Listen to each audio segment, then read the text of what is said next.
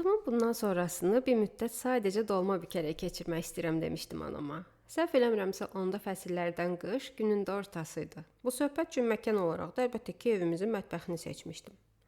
Yenə salamsız, kəlamsız, düz əməlli informasiya vermədən birbaşa söhbətə girdim, amma ilk bölümdən məni az çox bilirsən ay fikirçi. Adətim belədir. Həm də axı onsuz da söhbət məndən yox, dolmadan gedir. Deməli, anama bunu dedim və belə baxanda həyatımın ondan sonraki dövrünün böyük bir hissəsini həqiqətən dolma bükərək keçirtdim. Elə bu bölümün adını da həmin dolmaların şərəfinə travma dolması olaraq seçdim. Yəni bu gün sənə travma dolmasının necə hazırlanmasından, içində nələrin olmasından danışacağam, amma qabaqcadan xəbərdarlıq eləyim. Həm bu mövzuda, həm də ümumiyyətlə bu gün zehnim biraz qarışıqdır. Bütün hər şeyi qarışdıra bilərəm. A-dan girib Z-dən çıxa bilərəm. İndidən xəbərdarlıq eləyirəm və məni qınama. Yəni belə qınasan da özün bilərsən, amma yəni budur. Bu gün belə olacaq. Nəysə, keçək söhbətə. Deyilənlərə görə depressiyadan ya da hansısa çətinlikdən çıxmaq, nə bilim, mənəvi rahatlığı, emosional sabitliyi tapmaq üçün meditasiya vacib şərtdir. Amma məndən sorsan meditasiyanın da milyon dənə üsulu var. Yəni kimi bardaş qurub deyəndə meditasiya eləyir, kimi təbiətdə vaxt keçirdəndə, kimisi də dolma bükəndə. Bəlkə də başqa biri gedib kimisə təpiy altına salanda meditasiya eləyir, nə bilmək olar. Ya da yox bir dəqiqə, bunu deməyək. Durduq yerə buradan bir Fight Club teması çıxmasın ay fikirçi, sabah bir gündür bilmək olmaz məşhurlaşaram. Biri çıxıb mənə məhkəməyə verməsin ki, Fəridə vurdum. Amma onu da deyim ki, mən montaj və sair işini bacarmıram. Gəl belə eləyək. Mən indi deyirəm ki, bayaq dediklərimi geri alıram, səhv elədim. Heç kimi vurmasın. Yəni durduq yerə cəmaatı davaya şirinlikləşdirməyək. Amma bu hissəni kəsə bilməyəcəm, çünki hələ montajzad işlərini bacarmıram. Gəl biz son 5-6 saniyəni unudaq və davam eləyək. Unutduqsa danışıram yenə. Unutmuşuq da, yoxdur elə bir şey. Nəysə, dolma deyirdik. Əsas dolma dedim, bilsən ağlıma nə gəldi? Yəni söz, dolmaya keçəcəm, qısa bir şey danışmaq istəyirəm.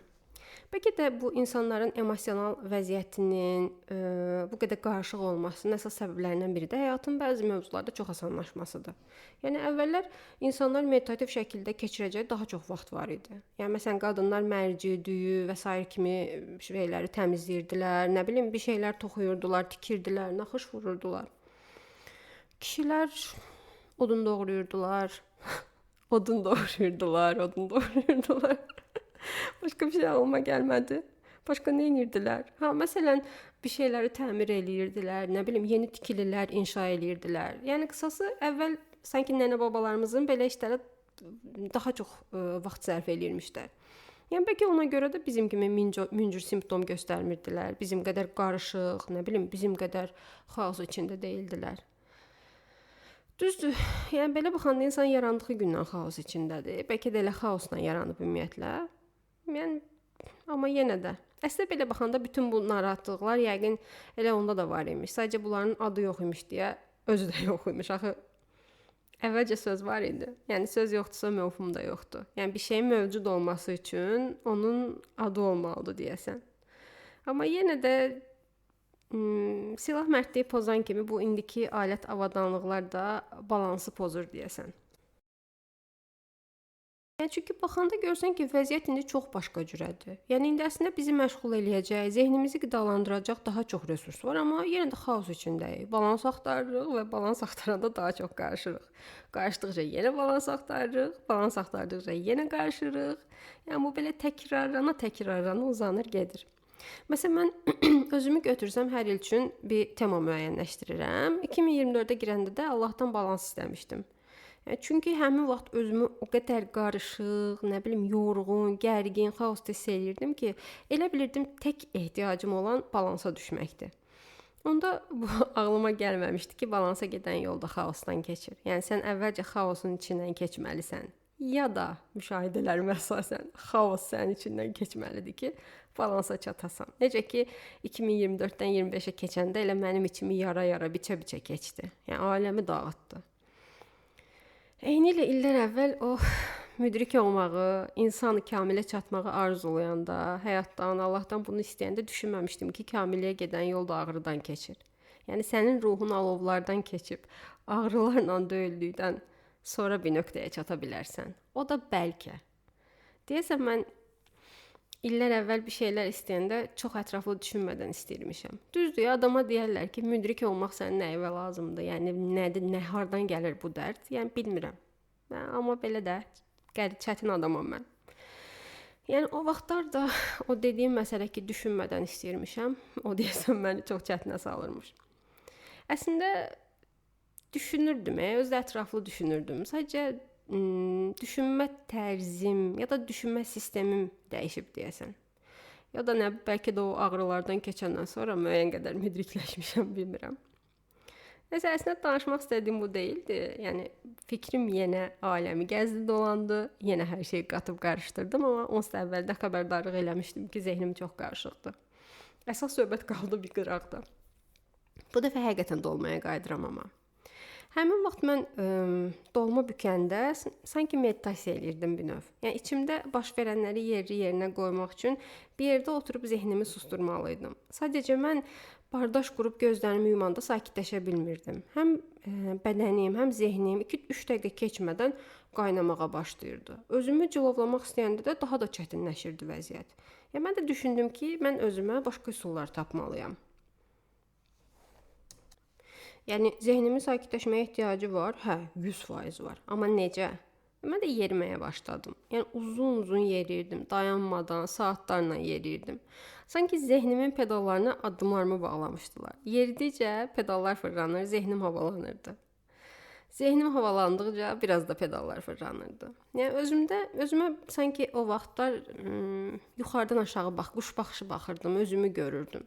Biraz da yaddaşmışdım deyəsən. Yəni geriyə dönüb həmin dövrə baxanda da yenə o yaddaşma hissi gəlir.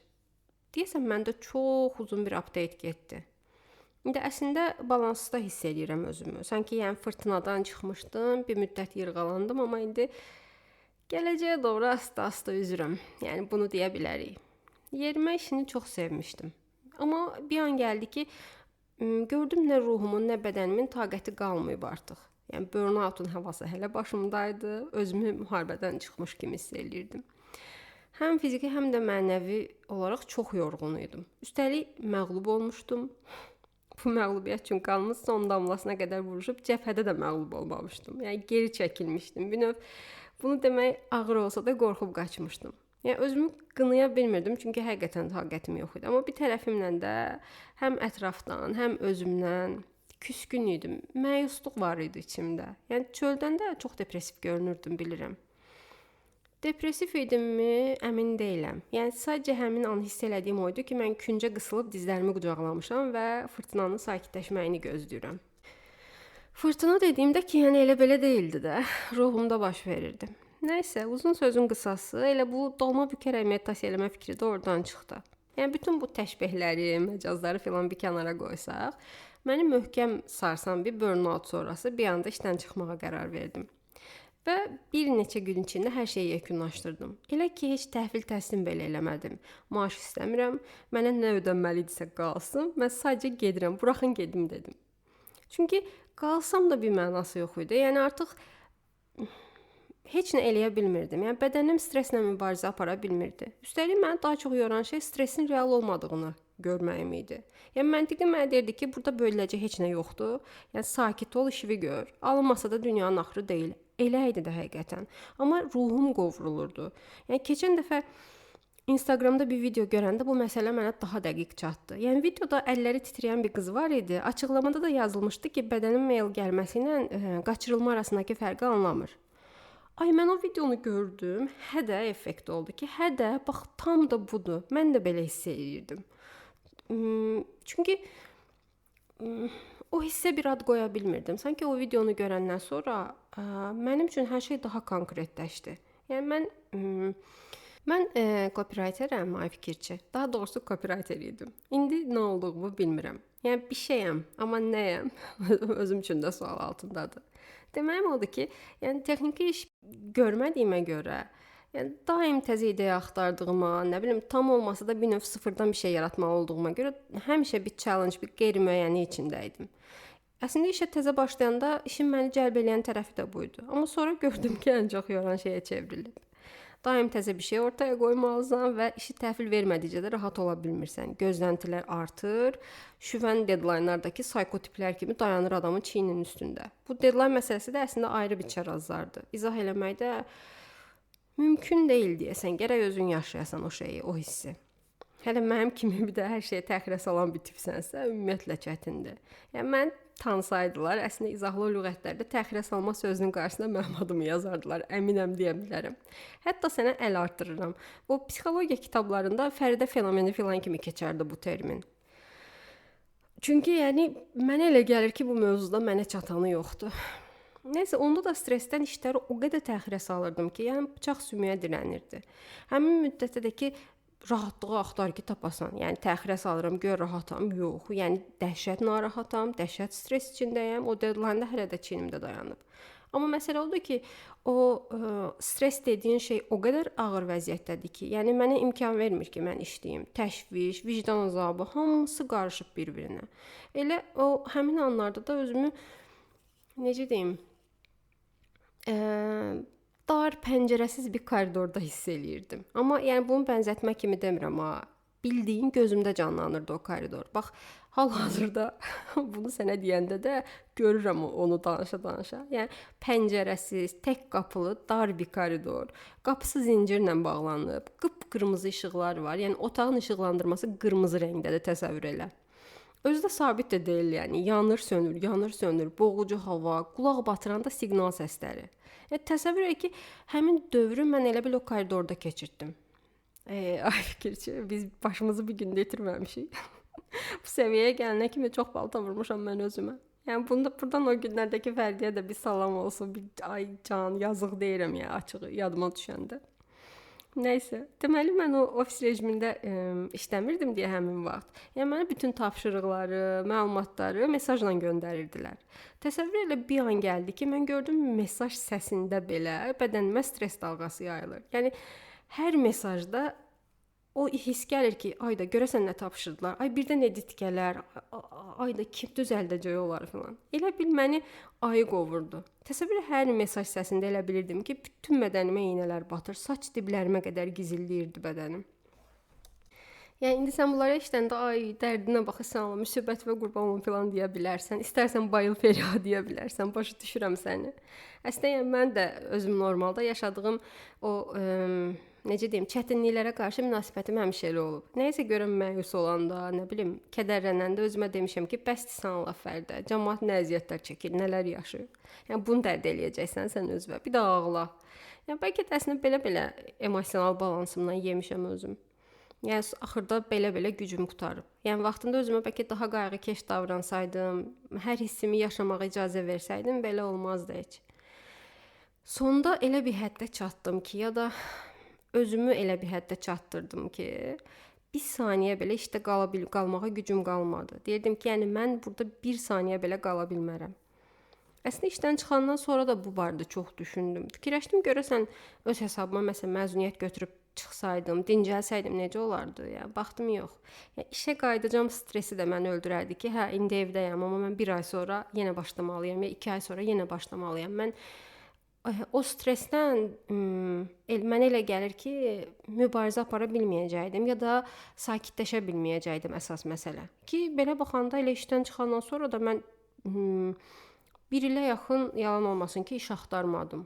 Yəni işə qayıtma fikri hələ də belə məndə narahatlıq yaradırdı. Düzdür, görəndə ki, bu qədər vaxtı işləmirəm, nə bilim, iş üçün də darıxmamışam, lap narahat olurdum. Həmin vaxtlarda məntiqin mikrofonu götürüb baş beynimə aparırdı. Amma qorxu hələ də yerində idi. Bir növ beynim qabağa getmək üçün, ruhum da dayanmaq üçün əyləci sıxırdı. Mən də qalmışdım bu ikisinin ortasında. Əslində çox vaxt belə olur deyəsən. Yəni beynimlə ürəyim arasında həmişə bir narazılıq, həmişə bir hay-küy, elə şüvən qopardırlar. Nə mənim fikircə. Fərdi olmaq çox çətindir. Başqası olmaq istəməzdim, amma belə də çox çətindir. Çox uzatdım yenə.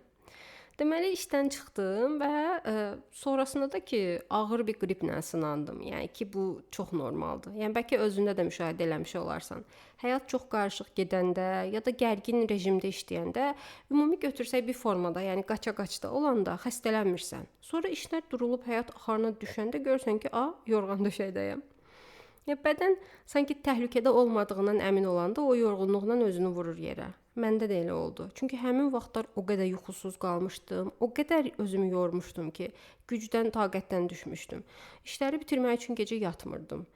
Düz əməlli yemək yemirdim. İdeya tapa bilmədikcə, məsələn, tapşırıqlarımı təhvil verə bilmədikcə ac yuxusuz qalırdım. Ac yuxusuz qaldıqca beynim işləmirdi. Yenə ideya tapa bilmirdim. Hamster kimi bir çəmbərin içində elə fırlanırdım. Üstəlik bir tərəfimdə istehza ilə mənə qınayırdı ki, dünyanı xilas edirsən, güya sən. Belə dayanmadan danışırdı da. Yəni ki, nə olub da? Ay Allah, sən bu sloqanı tapmasan, sən bu kampaniyaya ad qoymasan dünya dağılacaq. Ay Fəridə, planetin taleyi sənin əllərindədir. Düz də deyil deyə belə baxanda. Yəni düz dediyini bilmək onsuz da məni özümdən çıxardırdı. İçimdəki o konflikt də çərrədirdi məni. Çünki bir tərəfimlə hədsiz dərəcədə narahat olurdum ki, mən bu işi təhvil verməliyəm. Digər tərəfimin də vecinə deyildi ya da onu ciddiyə ala bilmirdi ki, burada heç nə yoxdur da. Yəni bunun ucunda ölüm yoxdur. Elə o aralarda da baxdım ki, mən iki yerə bölünürəm və belə alınmayacaq da. Yəni mənim axırımı yaxşı görmürəm. Elə ona görə də işimlə sağollaşdım. İşimlə sağollaşdım deyirəm amma, işimlə sağollaşdığımın səhərisi günü söndüm. Elə bil ki, mənim off düyməmi basıb məni söndürdülər. Yəni günlərlə yatdım. Yatdım deyəndə də xəstə yatdım mənasında yox ha. Yəni düzdür, qrip olmuşdum, o ayrı, amma mənim yatmağım başqa yatmaq idi. Yəni o qədər yatırdım ki, təsəvvür edin, yatdıqca da yatırdım və dincələ bilmirdim. Bədənim o quru torpağın suyu hopturduğu kimi yuxunu canlı hoptururdu. Nə qədər yatsam da tam dincələ bilmirdim. O yuxusuzluq, o yorğunluq mənim canımdan çıxmırdı. Səhv eləmirəmsə 1-2 ay belə keçdi. Sonra mən hələ də halsız hiss elədiyimi görüb həkimə getməyə qərar verdim. Baxma, belə artist qərar verdim zətdə deyirəm. Amma mən vermədim. Məsələn, bizimkilər məni itəliyə həkimə apardılar ki, gedək görək nə məsələdir, bir vitamin zad bir şeylər yazsınlar sənə. Nəsə, həkim də mənə dedi ki, yəqin o rəngimdən və s. belə baxdı ki, saralıb solmuşam. Çünki həmin tərəfə mən özüm də güzgüyə baxanda gözləmə falan elə bilirdim ki, başqa adama baxıram. Amma onda da elə bilirdim o işdən çıxmağın, o burnoutun təsiridir. Düşünmürdüm ki, bu məndə fiziki nəsə bir şey baş verir də. Ona görə heç üstündə durmamışdım. Nəysə, həkim dedi, qaç analiz ver. Mən də getdim analiz verdim. Belə dəhşət də gücüm, qüvvətim yerindəymiş ki, məndən bir vedrədə qan götürdülər. Bir vedrə qandır. 1 saniyəlik mübaliğə fasiləsi. Dıdım tıs. Nəysə, zarafat bir yana, həqiqətən dəyərlərim biraz kəllə mayallağı idi deyə anam dirəşdi ki, bir də qan ver. Bəlkə analizlər qarışıb. Mənim qızımın dəyərləri belə ola bilməz. Bu bizə yaraşmaz. Törəmizdə yoxdur zaten. Türk seriallarında olsa belə olardı. Amma doğrudan həqiqətən ikinci dəfə mənə zorla qan analizi verdirdi. Yəni dedi ki, amma məsələ də odur ki, belə şübhəyə düşdü ki, birdən həqiqətən analizlər qarışmış olar, dəyərlər səhv göstərilər və mənə səhv müalicə gedər. Yəni məsələ buydu. Nəysə, ikinci dəfə də qan analizi veriləndə görüldü ki, həqiqətən mənim dəyərlərim kəllə mayallaqdır. Yəni birincisi də düzüymüş. Həkim də kağızlara baxdı, dərin nəfəs aldı və səsini titrədə dedi ki, Fəridə, vəziyyət qəlizdir. Özü də çox qəlizdir. Dayan, səsimi biraz da qalınlaşdırım, çünki onun səsi qalın idi. Sənin qanın beynimə vurub. Ona görə də başın çox ağırlaşıb. Biz elm adamları buna başın bədənə ağırlıq eləməsi deyirik. Sənin kimi insanlar üçün həyat çox çətindir, çünki sən dahisən. Tam elə olmasa da rəsmi açıqlamam belədir. Yox, bilsən özü də həmin vaxtda mənim fikir götürüb ki, şimdi mənim ehtiyacım olan qüdrət damarımda buralarda bir yerdə olmalıydı. Hanı da bu? Həkimlə danışandan sonra mənə çatdı ki, mənim qanım az imiş. Yəqin elə o qan da qüdrətli hissəsindən gedib də. Da bilmirəm, bunlar götürdülər. Ya əvvəldən yox idi, orasını bilmirəm. Çox güman ki, əvvəldən gedibmiş. Amma həkim mənə dedi ki, bəs filan dəyərlərin aşağıdır. Sonra dedi ki, bəs yuxusuzluq, halsızlıq, depressivlik, yaddaşsızlıq, iş qabiliyyətinin aşağı düşməsi, bunlar səndə var. Dedim, var, nədir? Elə bil mən hər gün onlardan bir dənə kokteyl düzəldib içirəm. Hamısı var. Həkim dedi, al bu resepti, get bu dərmanları qəbul elə, ye, iç, yat, dincəl, başqa heç nə. Bir də əsas məsələ, dedi ki, üzəri yandırıb başa duz çevir. Sən çox pis gözə gəlmisən. Yəni kəm göz, bəd nəzər səndə qan azlığı kimi üzə çıxıb. Dedim, yaxşı. Gəldim evə, başladım müalicəyə. Bir də ay sən məni görəsən, necə yemək yeyirəm? Elə bil ki, aclıqdan çıxmışam. Yeyirəm, yatıram, bir də o vitaminlər filan içirəm. Yəni yediyimdən doymuram, yatdığımdan doymuram. Çox qəribə bir şeydir və yeyirəm. Hələ ki o yediklərim də hara gedir bilmirəm, nə kökəlmirəm, nə bir şey, amma ki durmadan da yeyirəm. Düzdür, həmin vaxtı baxıram ki, stres yoxa çıxıb, mesaj gəlmir, məni ayı qovmur, təhlükədə hiss eləmirəm. Mənəvi rahatlığımdakı belə bala-bala cücərməyə başlayıb. Amma həkimin sadaladığı simptomlar hələ öz yerindədir. Yəni onların sağalmağı xeyli vaxt aldı. O emosional yorğunluq bədənimə təsir elədi, ya o fiziki zəifləməm emosional balansımı pozdu, bilmirəm. Ya da ki, bunların hansı əvvəl oldu, hansı sonra oldu, bunu bilməyin bir mənası var ya yox, ondan da əmin deyiləm. Sadəcə bunları indi sənə deyirəm ki, bəlkə sən də elə hiss edirsən indi. Çünki vacib deyil də biz ancaq öz səhvlərimizdən dərs çıxardaq. Başqalarına da baxıb özümüzə dərs götürə, təcrübə qazana bilərik. Mən məsələn işdən çıxma qərarıma səhv demirəm. Yəni məni yanlış anlama. Əslində çox da düz elədim. Çünki belə olmalıymış. Yəni mən bəzi şeyləri görməyim üçün çox vacib imiş bu addım. Bəzi şeylər deyəndə də ki, insanların pis etməsinin də normal olduğunu dərk etməyim üçün, belə anlarda refleks olaraq çıxan, axı niyə elədim bunu sualını bir balaca sustura bilmək üçün.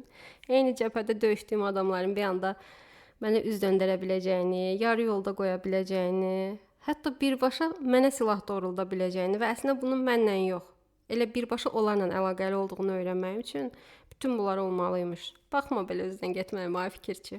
Həmin vaxt çox şey oldu. İndi əslində çoxunu xatırlamıram. Beynim silir deyəsən zəif hiss elədiyim anları. Amma yaxşı eləyir, qoy silsin.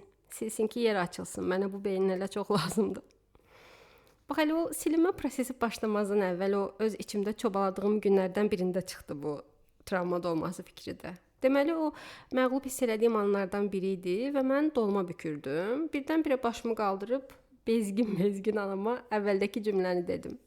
Həyatımın bundan sonrasında bir müddət sadəcə dolma bükərək keçirmək istəyirəm. Elə də oldu. Dolmanın necə büküldüyünü yəqin ki bilirsən. Yəni çoxuz bilər hər halda. Yəni bükülməyini görməsəz də görmüsüz çox güman və burada heç kim dolmanın necə möhtəşəm bir şey olduğunun əksini iddia eləyə bilməz. Yəni bunu əvvəlcədən dəqiqləşdirək. Dolma mövzusunda çox həssasam. Yəni dolmaya qarşı çaşan qarşısında məni tapar. Lazım olsa adam yığaram, həmin adamın qapısına gedərəm. Yeri gələr məhkəməyə müraciət eləyərəm. Lap belə dolmaları sevimi və yaşatma birliyi quraram, mitinq təşkil eləyərəm. Yəni dolmalara qarşı hamı ağıllı olsun. Bu müzakirəyə açıq deyil. Bunu dəqiqləşdirdiksə, keçək travma dolmasına. Yəni travma dolmasının tərifini verəcəm indi sənə. Yaz, sonra lazım olar. Deməli bu necə olur? Yarpağı götürüb sərirsən qaba. Yarpağın üstünə əvvəlcədən hazırladığın işlikdən biraz qoyursan. Sonra gəlirik əsas məsələyə. Birinci travmalarını, biraz yorğunluğu, bu fiziki də ola bilər, mənəvi də ola bilər. Biraz burnout-u, nə bilim, bankdakı kobud kredit mütəxəssisini, işdəki toksik meneceri, yolda yersiz siqnal vuran o qıcıq sürücünü, borclarını, ağrılarını, yəni səni narahat edən nə varsa, hamısını yığıb qoyursan o yarpağın içinə və dolmanı səliqəli şəkildə möhkəm bükürsən. Elə bükürsən ki, heç biri çıxa bilmir o yarpağın içindən. Sonra da onları qoyub bişirirsən. Bişirdikcə sakitləşirsən, rahatlaşırsan. Beləliklə özünü yeyib bitirmək əvəzinə bomba kimi dolma yeyirsən. Day bundan artıq nə olacaq ki? Məncə sənə ideal həll təklif edirəm. Yəni bunu qardaş-qardaşa eləməz. İndi get sən də bugün özün üçün dolma bük. Təxirə salma, xahiş edirəm. Heç olmasa bunu təxirə salma. İçinə nə istəyirsən qoy. Yəni səni narahat eləyən o bayaq dediyim kimi nələr varsa, yığ o yarpağın içinə, bük onu möhkəm. Kefin istəsə sonra lap mənə də yazarsan. Ay, belə fikirçi. Ailəmi qatdım, qarışdırdım. Hər şeydən danışdım. Pis də olmadı məncə. Biraz rahat da danışa bilirəm artıq səndən. Mənə elə gəlir ki, müəyyən qədər səmimiyyətimiz də var. Nəysə, sən get dolmağı yeməkdə ol. Həyatın nuş elə fikirçi. Hələlik.